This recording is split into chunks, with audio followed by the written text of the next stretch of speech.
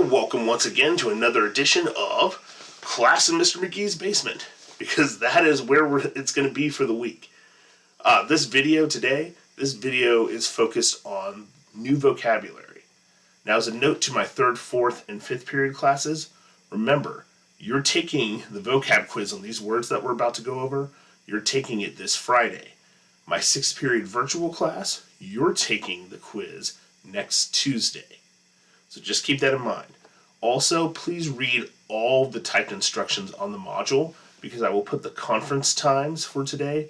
I will stick those in the module, so find your class period, see what time is linked to that class period, and not linked as in like you click on it, but just look and see what time is connected to your class period, and then you can jump on conference at that time.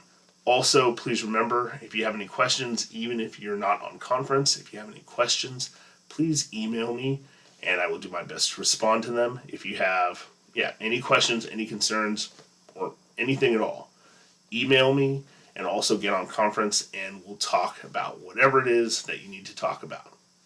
All right, let's jump to the words.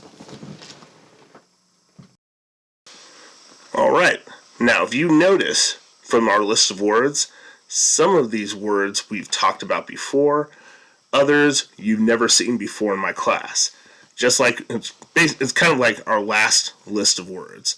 A little bit of what you know, a little bit of new, but we're going to go over all of them. So let's start with the first word, commodities.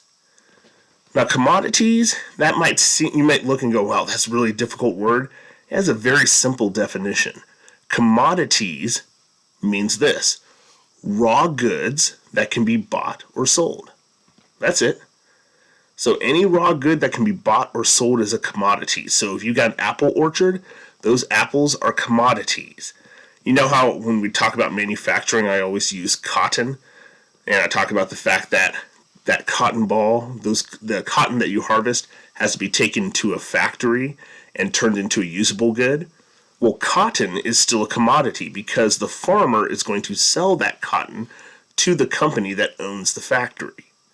So I don't care if it's wheat, some sort of citrus fruit like oranges or lemons, sugar cane, any type of raw good. That can be metals. So think about it. If you mining, those are raw goods. All right. So I don't care if if it's gold, silver, rubies, gems, those are all commodities.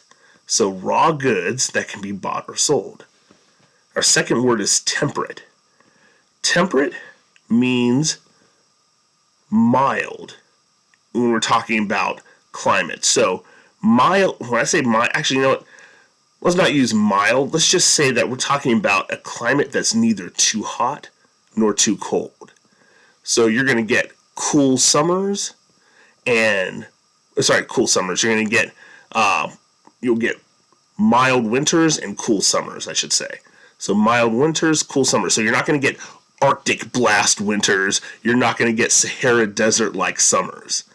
So temperate just means it's neither going to be too hot nor too cold. Think of temperate like Goldilocks. All right, smog. Smog is our third example. Our third word. Smog. This is one that we've talked about before. It is a combination of the words smoke and fog.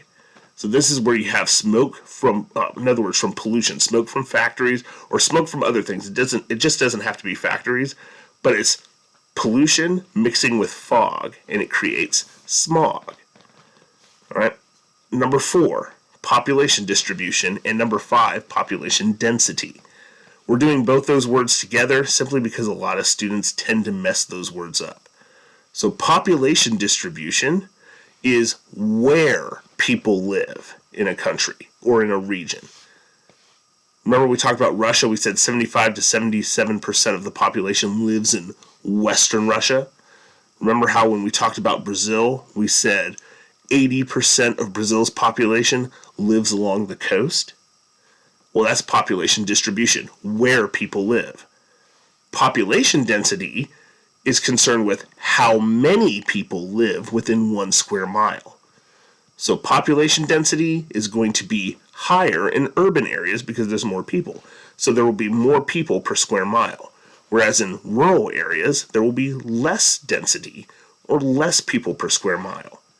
So, in case you mix these two up, I want you to remember, population distribution focuses on where people live. Population density focuses on how many people live within 1 square mile. Word number 6, Amerindian. Amerindian is a combination of two words, America and Indian. Now, when we say America, we are not talking about the United States of America. We are talking about the continents of North America and South America. So, the Amerindian groups are the native ethnic groups.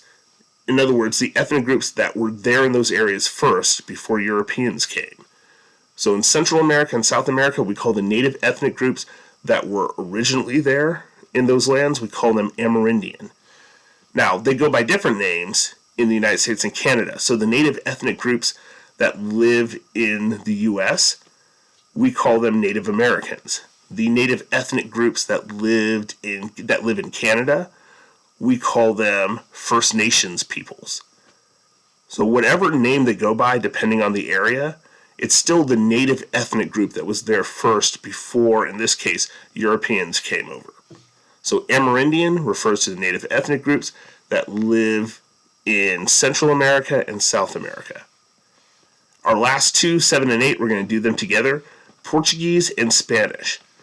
Now we are focusing, we could say, okay, someone who is from Portugal, that person is Portuguese, but we're not using the word in that context. We are focusing on these words as languages because, they can be used as languages. So, I shouldn't say that they can be used as languages, but they refer to languages. So Portuguese, that is the main language of the country of Brazil. And a lot of middle school students, they are so used to most countries in Latin America speaking Spanish that they assume that Brazil also speaks Spanish. But the people of Brazil speak Portuguese, and we need to make sure that we remember that. Spanish, we're also referring to the language. Spanish is the main language spoken by most of Latin America. And so that's why we have that there. So if you are looking at a vocabulary quiz, you know that the question is going to be something along the lines of, the main language spoken in Brazil is blank. Obviously that should be Portuguese.